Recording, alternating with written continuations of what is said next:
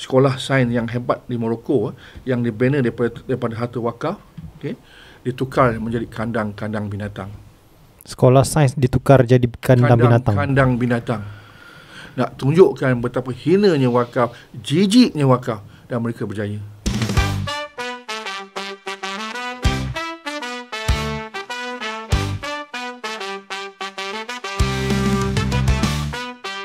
Assalamualaikum warahmatullahi wabarakatuh dan selamat kembali ke podcast Rakam Dunia episod yang ke-12 bersama dengan tetamu istimewa kita Dr. Haji Razali Osman. Okey doktor, tadi kita dah bercakap berkenaan dengan asas wakaf. Kita dah tengok serba sedikit tentang aplikasi wakaf dan kita berhenti di mana saya ada menyebutkan bahawa doktor pernah buat simulasi di negara Malaysia. Kita mampu untuk generate 2 trilion ringgit dana wakaf.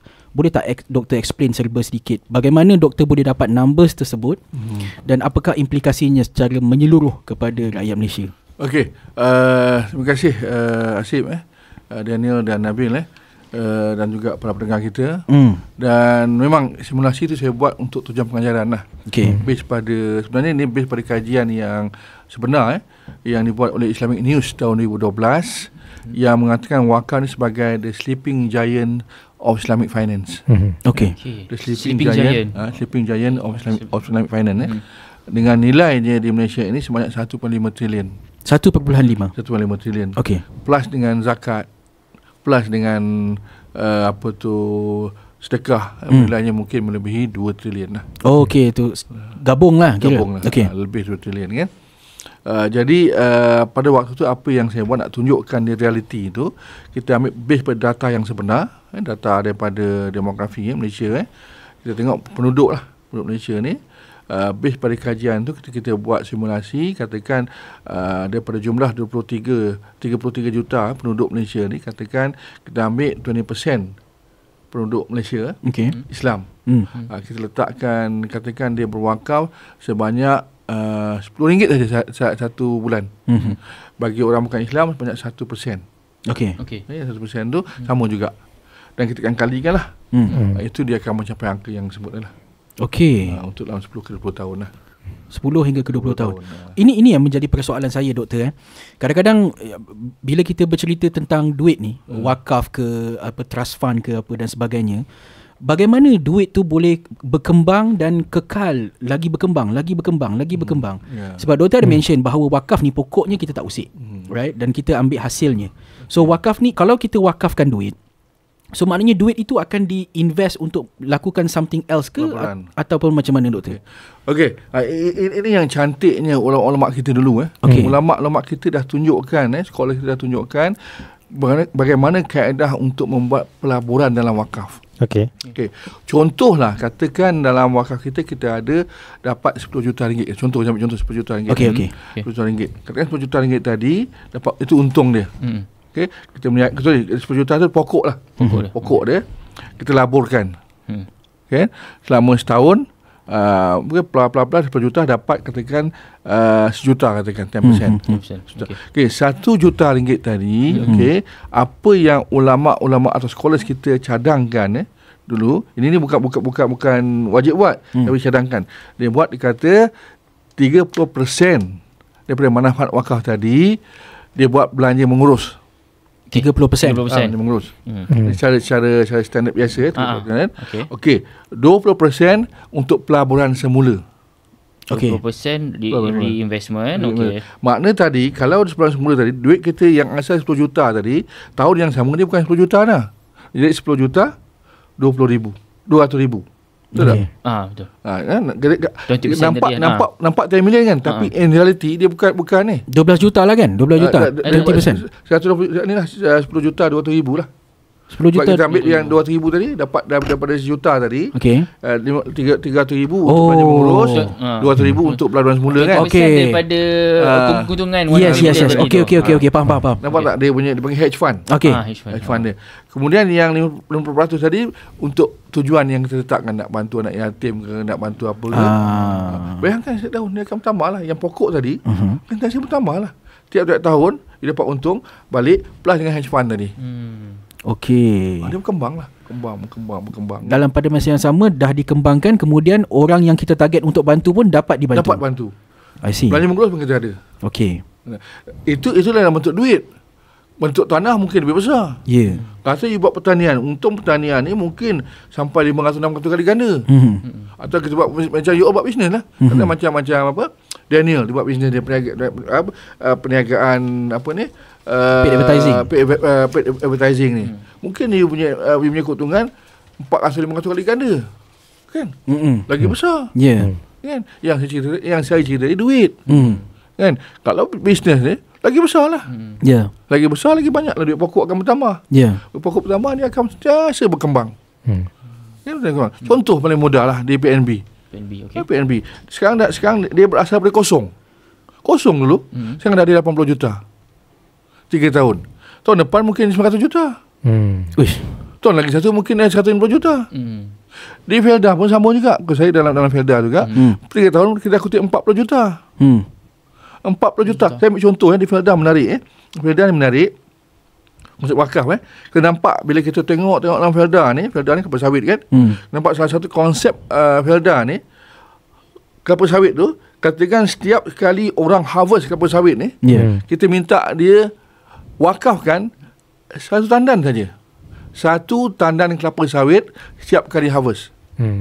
Kita ada 113,000 orang peneroka. Okey. Setiap kali dia harvest tu, satu dia wakafkan. Dia tak nampak, dia nampak banyak kan. Mungkin beratus-ratus tandan kan. Satu je pun dia wakafkan. Yang itu sahaja menyumbang 20 juta ringgit kepada Felda setahun. Katalah pak cik ni peneroka kata, mana boleh satu pula? Bini aku pun duk tolong aku juga. Dia buat dua. Naiklah kepada 40 juta. Mana boleh anak aku nak wakaf juga. Buat 3, 60 juta. Banyak sebenarnya hasil yang kita boleh dapat. Dia punya teknik ni cuma strategi lah. Ya, apa itu yang ditertanya-tanyakan. Itu kita akan masuk. Apa cabaran kita untuk melaksanakan wakaf dengan cara yang smooth? Itu kita kata maknanya kena ada. Sebab tu wakaf ni dia lebih kepada inovatif, kreativiti. You kena inovatif lah. Maknanya kena kerjasama di antara orang agama dengan orang ekonomi, dengan orang cerdik pandai untuk sama-sama merealisasikan wakaf ni untuk membantu orang miskin. Saya bagi contoh yang paling mudah lagi. Katalah kita ada hotel. Kita nampak ada hotel orang Islam lah. Hotel Islam ni, kata dia ada hotel. Kita kata dengan dia, boleh tak kita nak buat wakaf hotel? Apa dia wakaf hotel ni? Wakaf hotel ni katalah dia bayar sewa, kata hotel Tanera katakan. Tanera dia bagi. Yes. Dia bayar katakan saya bermalam di hotel Tanera, saya kena bayar RM300. Okey. Jadi untuk nak menarikkan lagi wakaf tadi, daripada RM300 tadi, Tanera akan wakafkan mungkin RM50 kepada orang yang tidur, orang yang bermalam di Tanera. Okey. Kan? Jadi saya yang datang ke Tanera tadi seronok lah. Because sambil saya dapat tidur di hotel, saya dapat bersedekah. Katakan esok saya mati, meninggal dunia. Dekat pintu kubur dah tunggu dah RM2 tadi. Wakaf dah tunggu dah. Tapi cara nak tekan kena clear lah, kena pandai lah. Kan? Nampak tak? Dia pandai nak education awareness kena berlaku lah. Saya buat umrah. Saya dulu di Wazan pusat wakaf zakat endowment. Kita buat umrah. Saya bincang dengan satu company tak jauh dari sini, di Diamond juga di belakang ni. Saya lupa nama company umrah ni. Tuan Haji nak tak saya bagi satu lagi added value dekat Tuan Haji punya company? Apa doktor? Wakaf. Dia tak nampak wakaf tu. Apa dia wakaf? Macam mana Tuan Haji? Okey, Tuan Haji buat umrah. Buat umrah, dan saya pastilah daripada 8,000 yang Tuan Haji kenakan tadi, setidak-tidaknya Tuan Haji akan dapat untung RM2,000. Saya agaknya itu ballpark punya kan, kiraan. Dia senyum lah. Maknanya mungkin betul lah kot. Boleh tak Tuan Haji, RM2,000 yang Tuan Haji untungkan tadi, yang untung tadi, Tuan Haji bagi kat Wazan dalam bentuk wakaf RM50. Untuk siapa? Untuk orang pergi umrah tadi. Okay. Apa faedahnya doktor? Okay, ada 3 faedah dia. Satu, orang yang tadi yang pergi umrah tadi, kalau dulu dia dapat pergi umrah saja. Kan? Dia pergi Mekah, dia pergi Madinah, dia buatlah aktiviti umrah tadi, dia dapat baliklah dengan satu aktiviti itu umrah. Tapi kali ni dapat dua. Apa dua? Umrah dan wakaf. Kan? Okey. Katalah saya kata dia pergi umrah tadi, dia meninggal. Meninggal dunia. Kan? Dia meninggal dunia saja, dah pasti umrah wakaf tadi tengah tunggu dia, menanti tuan yang berwakaf tadi di pintu kubur. Oh, dia dengar. Lantak dia kan. Dan yang ketiga, Allah janji setiap RM1 satu yang you bagi, Allah ganti dengan 10. Kan? Jangan takut.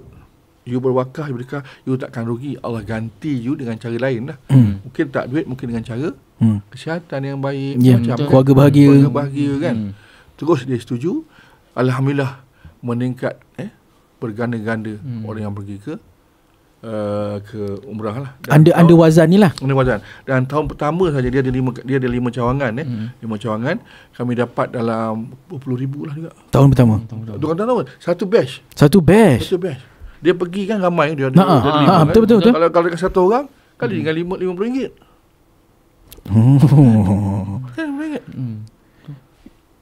Itu pitch nak kena power tu supaya orang dapat tarik orang wakaf tu. Dan saya pula offer pula. Saya kata, Tuan Haji, kalau Tuan Haji perlukan dari segi kepakaran, dari segi nak bercakap ke, let me know. Kita akan pergi, kita akan bantu terang kepada orang yang jemaah yang nak pergi tadi. Yang pergi umrah tadi dia tak bayar pun. Yang bayarnya Tuan Haji tadi. Yalah. Keuntungan dia RM2,000 tu RM50 je.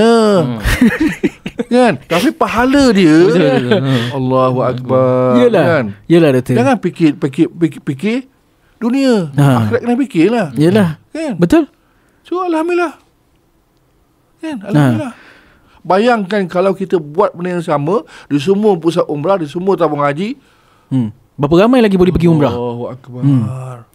Boleh dibantu. You pergi rumah Allah ni. Kan? Pergi rumah Allah ni.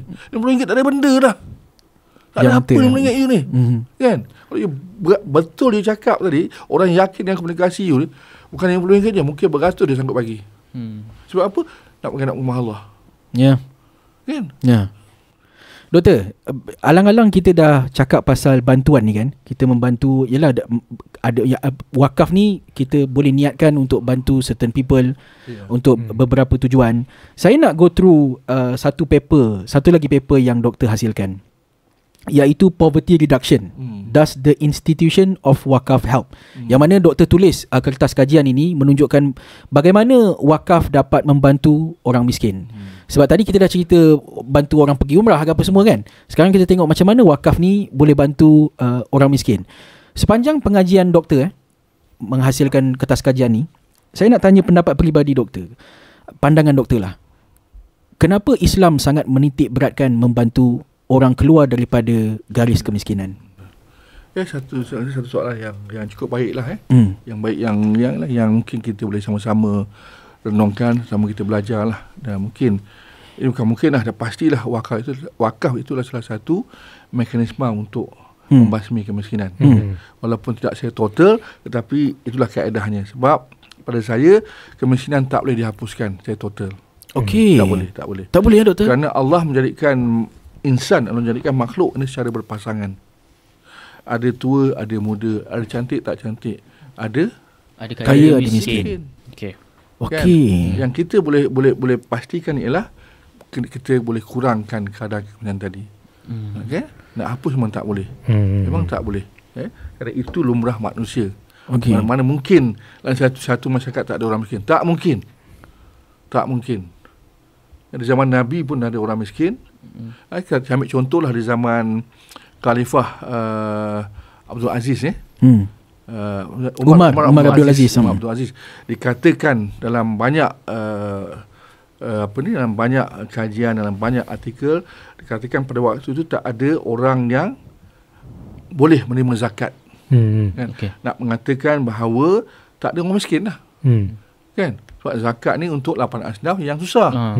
Bila tak ada 8 asnaf tadi ataupun 7 asnaf termasuk amil tadi, maka tak ada orang miskin lah. Kan? Saya belajar, saya baca, saya rasa itu tak betul lah. Tak betul. kan apa yang berjaya ini apa kesimpulan yang saya buat apa yang berjaya dibuat oleh Khalifah Umar Abdul Aziz ialah melahirkan orang kaya yang tidak meminta, orang kaya yang tidak kedekut, orang kaya yang memberi, dan orang miskin yang tidak meminta-minta. Itu sebenarnya. Saya miskin, tapi saya tak nak saya mengaku miskin. Nabi kata, kalau kau miskin, pergi cari kayu api, jual. Kan? Tapi hari ni orang kaya yang nak mengaku miskin. Balik kan? Nak bantuan percuma. Tak bantuan percuma. Padahal dah kaya. Betul realiti. Betul. Kan? Sebab apa? Sebab Khalifah Umar berjaya doktrinkan umat Islam pada ketika itu, yang kaya sanggup memberi. Dia kaya lagi dia nak bagi duit. Kan? Yang miskin pula tak nak, aku bukan orang miskin. Alah, harta banyak lah. Dia rasa dia malu nak kata, kau Nabi ajar aku, Nabi ajar kita, kan, miskin kita pun jangan minta-minta. Jangan minta-minta. Ada miskin, tapi tak minta. Kan? Jadi apa yang terjadi pada harta tersebut, doktor? Flourish lah, berkembang lah. Okey. Sampai wafatnya kan, lagi fly fly lah. Kan? Itu. Jadi isu balik pada wakaf tadi, bagaimana istilah wakaf membantu isu kemiskinan tadi. Banyak cara lah, banyak contoh yang kita boleh tengok. Satu yang saya nak bagi sedikit bayangan. Contohlah macam, mungkin saya tanya Daniel lah. Daniel orang mana ni? Orang sini, memang orang KL. Orang KL. Kalau ni, saya proud untuk mengaku saya orang Serdang lah, Seri Serdang. Asal bukan Serdang. Lahir kat situ. Apa ni? Parents dia luar. Saya pun lahir di sini, Seri Kembangan. Okey. Saya ambil contoh Okey, orang mungkin tak nampak lah kot Saya ambil contoh lah katalah saya orang Pahang. Okey, Pahang Saya orang Melaka sebenarnya. Okey, ambil Melaka lah. Nak balik Melaka ni, dia kena lalu kawasan rehat dan rawat kan? Betul. Rehat dan rawat tu sekurang-kurangnya ada, saya ingat 7 atau 8 rehat dan rawat kan? Di Seremban, di Nilai apa semua tu 7 atau 8 lah kawasan rehat dan rawat. Dan saya nak cerita tuan-tuan, kawasan rehat dan rawat ni sebenarnya yang kita anggap yang masa Tuan Mahathir introduce dulu, saya duk bayang dia ambil dari negara barat. Sebenarnya dia ambil dari Islam. Dipanggil Caravan Serai. Caravan Serai. Untuk para pedagang yang berdagang di tanah Arab itu, setiap 2 km ke 10 ke 20 km akan ada satu kawasan Caravan Serai, kawasan berehat. Rehat yang ada hari ni, itulah yang Mak Saleh ambil. Dan situlah tempat para pedagang Islam berkumpul. Kan? Untuk nak, salah satunya untuk nak, dalam konteks kemiskinan pun sama jugalah. Kan? Ataupun contoh yang paling jelas lagi, apa yang kita panggil hamam. Bukan hamam, kita panggil imarit. Imarit ini dalam bahasa Inggeris dipanggil public kitchen. Okey. Public kitchen Public kitchen ni ataupun soup kitchen. Soup kitchen. Saya dengar soup kitchen. Soup kitchen biasalah. Soup kitchen. Saya ada yayasan nama soup kitchen. Betul. Soup kitchen. Saya tanya dia, kenapa nama awak soup kitchen? Dia tak boleh jawab. Entahlah, kami yang nama saya soup kitchen lah kan. Sebenarnya soup kitchen ni, wakaf itu, soup tu adalah makanan utama ni dalam kitchen tadi. Soup kitchen. Jadi apa yang berlaku dalam dunia Islam, dia bannernya soup kitchen, dia bannernya soup ataupun public kitchen tadi, dan besar public kitchen tadi, diberi makan secara percuma untuk orang-orang susah. Pagi, tengah hari, malam. Lengkap. Di Bandar Erdain, Turki, tahun 14 something ni, daripada 22,000 orang penduduk, 10% makan percuma setiap hari. 2,200 orang. Itu satu imarit. Satu soup kitchen. Satu public kitchen. Dia ada beribu soup kitchen. Maksud kalau kita betul-betul buat wakaf ni, orang miskin ada, tapi dia taklah lapar. Betul tu. Cara the way you put it betul. Miskin ada, cara tapi tak nak lapar. masbi kemiskinan 3 cara kan. Satu, pendidikan. 2 makan, 3 kesihatan. Apa cara wakaf buat? 1, dia sediakan modal untuk orang belajar. Beri beasiswa. Apa ni college, di Azhar University. Al-Azhar. Kan? percuma belajar kan. Kemudian makan, dia ada Soup kitchen, Soup kitchen. public kitchen. dia ada hospital. Hmm. Hospital wakaf percuma. Hmm. Hospital Al-Mansuri 1241 dibina Hmm. tahun tu saja 8,000 orang pesakit sehari dirawat secara percuma. Hmm. Ni dekat Turki tu. Ini di apa di Arab di kota apa di Iraq. Di Iraq. Okey. Sampai sekarang. Sekarang sebab bangunan dia tak bertahan kan. Dia dah lebih 1,000 tahun. Dia masih ada lagi, dia dah lah bangunan tu tak bertahan lah. Tapi itu lah ceritanya.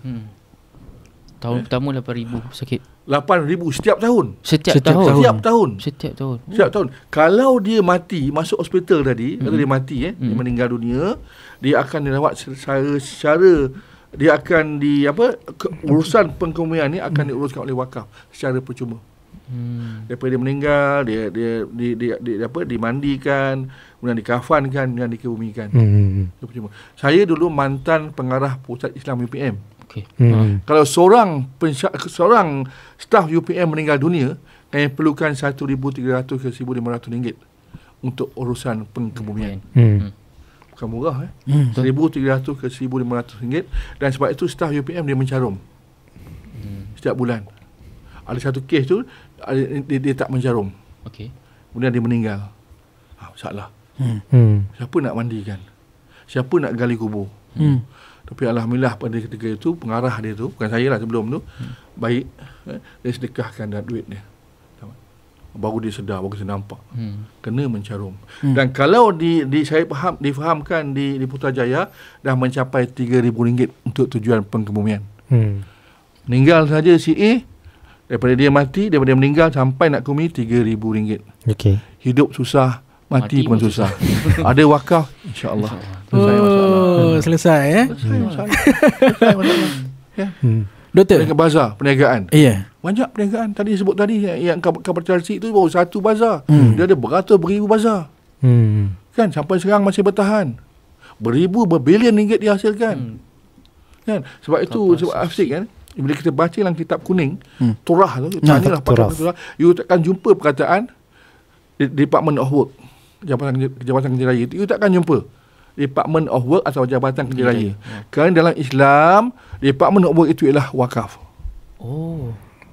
Wakaf. Sebab tak jumpa.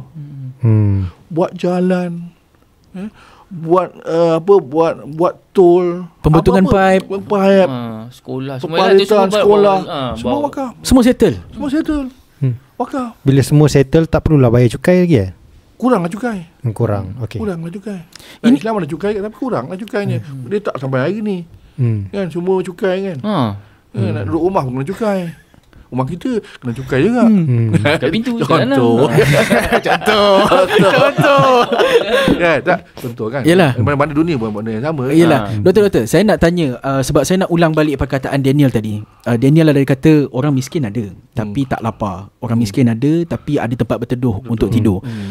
Saya nak tanya pendapat doktor lah dalam kajian doktor berkenaan dengan fungsi wakaf membasmi kemiskinan.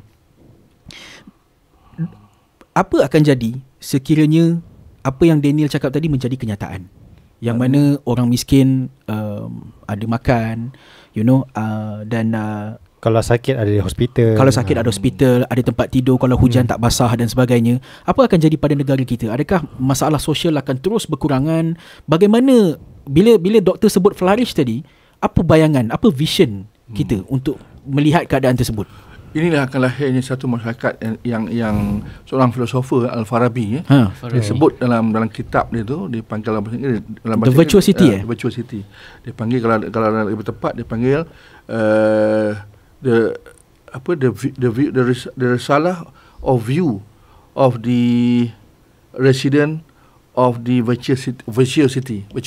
Okey. Maknanya risalah berkenaan dengan orang yang di bandar orang yang ni lah, beriman, yang virtuous lah, macam ni wakaf lah Okey. Wakaf tadi, maka akan lahirlah masyarakat yang sangat harmoni, yang saling memahami.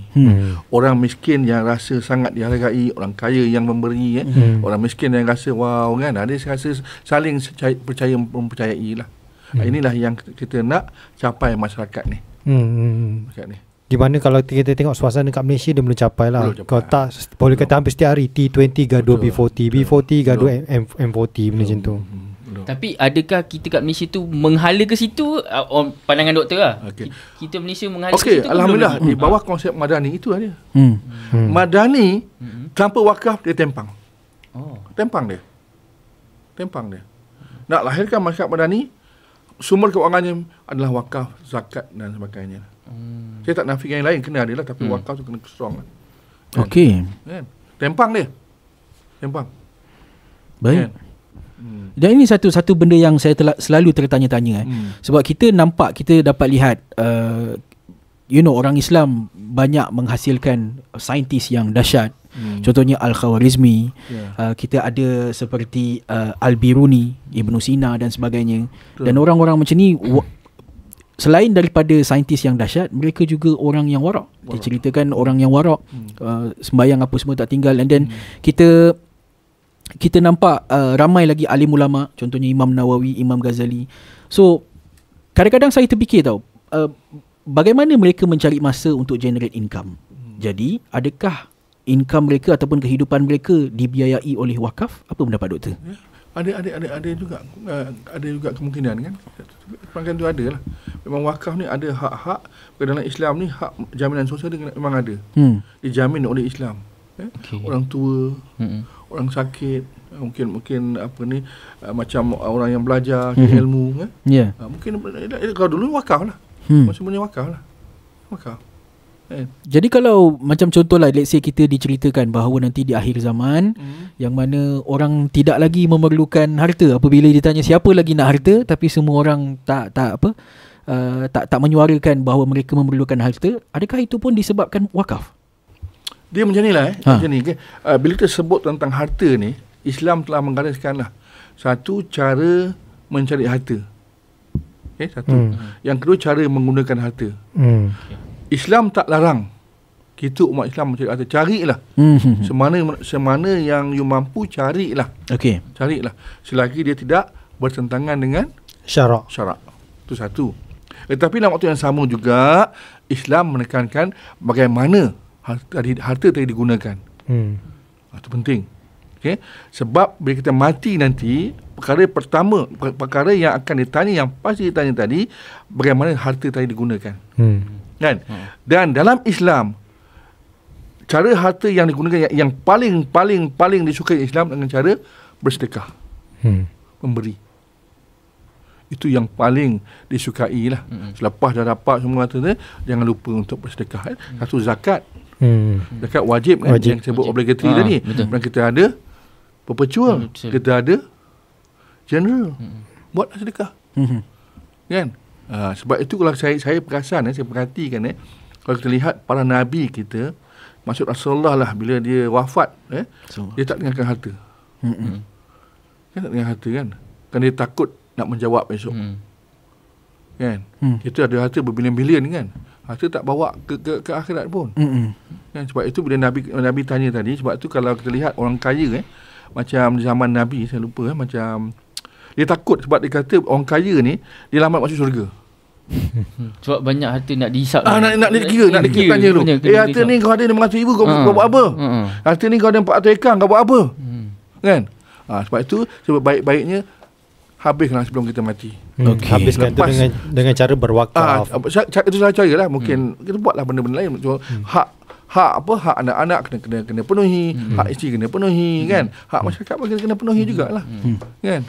Sebab yang nak menyelamatkan kita di dunia, di akhirat besok, sedekah lah. Sedekah jariah. Sampai Allah sebut dalam satu ayat Quran, bila Allah hidupkan balik orang yang mati tadi, yang orang mati yang minta ni, bukan dia minta nak pergi Mekah, bukan minta nak sembahyang, dia minta nak bersedekah. Betul. Betul. The power of sedekah. Tapi kita takut, bimbang duit habis. Ada RM10, bagi RM1 dengan RM9.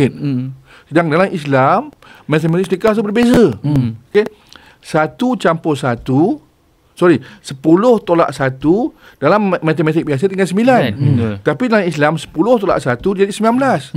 Bertambah 10. Faham kan? Tambah 10. 1 bagi Allah tambah 10. 19. Kan? Kita tak nampak benda tu.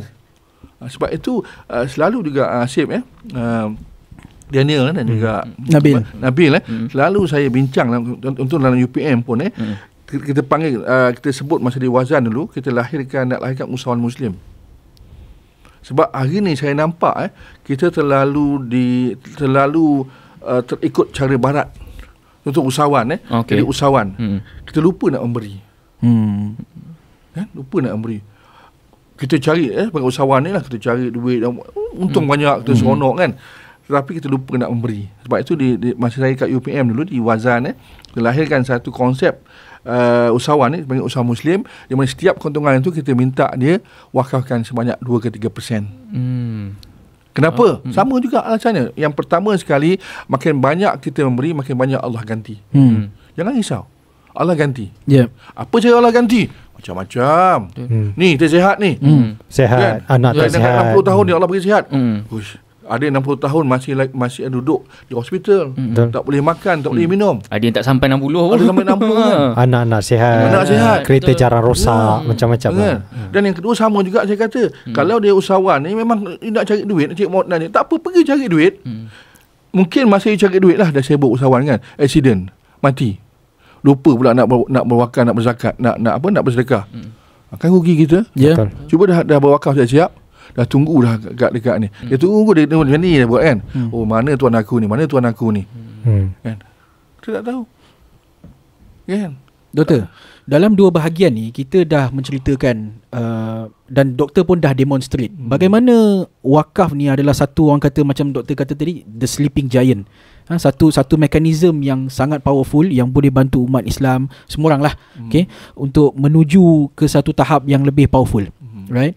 Tapi macam yang doktor sebutkan pada awal tadi, yang mana kita ni didoktrin, didoktrin, dan itu adalah satu perkara yang menyedihkan lah, yang mana kita mula mungkin ada sebahagian daripada kita memandang, orang kata tu, dia tak nampak bahawa wakaf ni ada benda potensi yang lebih jauh kita boleh pergi.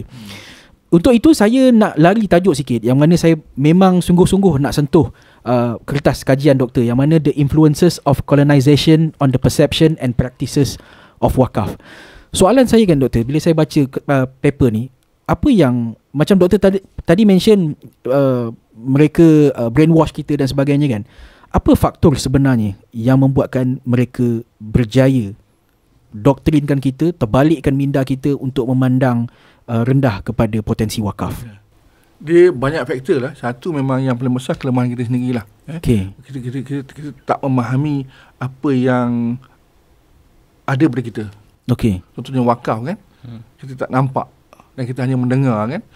Saya ambil contoh bagaimana jahatnya quote-unquote orang-orang barat ni. Bila orang barat masuk ke negara Islam, perkara pertama yang mereka hapuskan ialah wakaf. Wakaf. Kenapa wakaf? Sebab wakaf itu adalah sumber ekonomi masyarakat Islam. Dia panggil dia third sector dia panggil istimai dia kan. Sektor istimai dia atau third sector tadi. Dan wakaf ni dia tak logik, dia sebut dia tak logik. Orang boleh bagi beribu, berjuta, orang bagi beratus hektar kan. Dan dia rasa heran bagaimana kita orang Islam ni bagi 200 hektar tanah, bagi 1 juta, tak dapat apa-apa. Kan? Dia sama macam konsep tentera jihad lah. Tentera kafir berperang untuk menang, tapi tentera jihad dia berperang untuk betul. Apa tu? Syahid. Dapatkan syahid Allah kan. Allah. Tapi contoh, saya ambil contoh, ini kajian ni ditulis oleh Profesor D.S. Power. D.S. Power ni Mak Saleh ni dia cerita bagaimana pada tahun 1830 bila orang-orang Perancis menakluki Algeria. Bila dia takluk Algeria tadi, of course lah dia dah menang, dia nak kontrol tanah. Kan Malaysia macam British kat Malaysia nak tanah kan. Tapi dia pada waktu tanah separuh tanah Algeria yang paling bagus paling baik tanah wakaf. So dia tak boleh ambil. So smart, orang-orang Perancis faham. Dan dia faham undang-undang wakaf tadi. So tak ambil tak apalah tadi. Tapi apa dia buat, dia tukar undang-undang. Dia masuk campur lah. Dia tukar undang-undang. Tak boleh tak apa. Tapi dah aku tawan kau, dan aku tukar undang-undang. Daripada undang-undang Islam Algeria pada undang-undang civil Perancis. Salah satu taktik dia lah tu. Itu salah satu taktik kotor. Tiga cara dia. Cara ini cara pertama dia buat. Okey. Dia buat itu tahun 1837 kemuncak dia. Okey. Kemuncak itu dia buat satu undang-undang baru di mana semua tanah di Algeria adalah tanah di bawah milik orang Perancis. Dan pada ketika itulah tanah wakaf dirampas satu persatu. Itu satu yang pertama dia buat. Yang kedua dia buat apa? Dia buat buku. Dia buat kempen yang memburuk-burukkan wakaf. Yang brainwash ni. Brainwash. Banyak nama-nama, kalau tengok dalam buku banyak nama-nama yang saya bagi yang you boleh rujuk buku-buku tersebut yang memburuk-burukkan wakaf, walaupun setengah-setengah orang yang tak tahu pasal wakaf pun. Tapi dia memburukkan wakaf. Dalam bentuk jurnal, dalam bentuk buku macam-macam, kempen itu nombor 2. Dan nombor 3 dia hapuskan secara tersusun, secara yang tersembunyi lah. Cara yang sadis halus. Contohnya sekolah sains yang hebat di Morocco yang dibina daripada harta wakaf, ditukar menjadi kandang binatang. Sekolah sains ditukar jadi kandang binatang. Nak tunjukkan betapa hinanya wakaf, jijiknya wakaf, dan mereka berjaya. Dia nak samutarafkan dengan binatang. Saya menangis waktu saya menangis. Dan bila baca saya makin nak mencari lah. Inilah kenapa perjuangan doktor lah. Saya menangis. Betapa bodohnya aku aku tak nampak jahatnya orang barat ni. Dia nampak baik kan? Macam dia lawan Palestin nampak baik kan? Tapi tengok apa dia buat. Ya tu. Sama je. Dan benda yang sama tuan, saya ada buat buku buku ni banyak lah saya buat ni. Termasuk negara kita pun sama. Bagaimana orang-orang British merampas wakaf, terutama di Georgetown lah.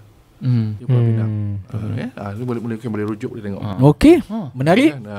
Mungkin ada episod 2 dengan dengan doktor. Boleh tengok mungkin macam mana mereka membuat secara yang tersembunyi lah. Dan ini terkait dengan mereka punya ideologi dan agenda lah. Maksudnya goal, glory dan gospel kan. Yes, betul. Itu yang mereka kejarkan sebenarnya. Bila putuslah. Sebab itu wakaf Islam yang terakhir dia berlaku di masa zaman Uthmaniyah Uthmaniyah. Kemudian dia datang saja Kamal Atatürk, dia jadi sekular, dia putuskan wakaf lah. Dan kita tengok bila putus dia wakaf, ekonomi Uthmaniyah Turki jadi huru hara. Dan saya nampak salah satu jatuhnya kerajaan Uthmaniyah itu kerana mereka meminggirkan wakaf. Dan hari ni kalau kita pergi ke Turki ni, kita akan tengok hebatnya wakaf. Kalau di Indonesia negara miskin kita pergi kita macet ataupun jam tengah jalan orang akan ketuk pintu kita minta sedekah. Kan? Selalu kalau saya pernah di Indonesia kalau ataupun negara ni, dia ketuk pintu minta duit. Kan? Tapi kalau kita macet di Turki, dia ketuk pintu tapi bukan dia minta sedekah. Dia bagi kita sedekah. Dia bagi kita air, bagi kita buat Allahu Akbar. Why? Budaya memberi dah sebati kembali balik. Dan hari ni Turki dah bangun sebagai negara yang hebat. Walaupun Turki diserang currency duit nilai lira tu jatuh. Tapi dia masih boleh beri rumah percuma pada orang tua. Allowance setiap bulan. Why? Wakaf. Wakaf. Okey. Macam kalau daripada pendapat doktor lah, pandangan doktor secara peribadi, apa iktibar yang kita boleh ambil? Satu, doktor kata tadi kita tak menjiwai. Okey, itu adalah satulah. So next time kita kena betul-betul menjiwai kita punya sistem sendiri. And then apa lagi doktor yang kita boleh belajar daripada kesilapan kita yang lalu? Okey. Yang penting sekali betul lah, saya setuju lah. Pertama, kenapa kita gagal hari ni untuk menghidupkan wakaf, kerana roh wakaf dah hilang. Roh wakaf. Okay. Roh wakaf ni ini artinya dibunuh ni. Kan? Sebab kita kena faham memberi dalam konteks Islam, memberi konteks barat tak sama. Sedekah beri lain kan? Wakaf datang dengan roh. Datang dengan roh. You beri sebab kerana Allah SWT. Nak dapatkan pahala yang besar selain nak bantu orang tu lah. Ya, nak bantu orang tu susah. Tapi kenapa nak bantu? Sebab nak dapatkan ganjaran Allah yang Allah janji pada kita. Itu roh dia. Roh tu yang dah diambil oleh orang barat. Okey. Yang dihapuskan tadi. Kan kita tak nampak.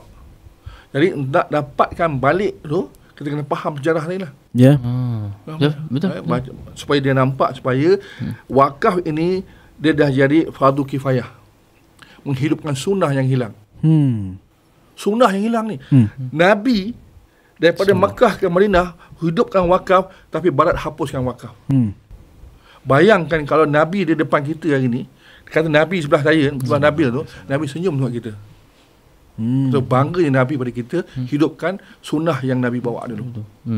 Yang dihapuskan oleh orang barat. Nah, ni kita sekali terlibat lah kan, sebab kita buat podcast untuk cerita wakaf kan. Yes. Dia nak advokasi macam-macam. Cara. Yelah. You sebut wakaf dah dapat pahala dah. Pahala dapat dah. Sebab cara dia bunuh tu jijik sangat. Sampai hari ni orang lupa tentang wakaf. Algeria tak kenal wakaf dah. Daripada negara yang ada wakaf, daripada wakaf tu sampai tak kenal langsung wakaf. Ramai yang tak tahu wakaf. Kan?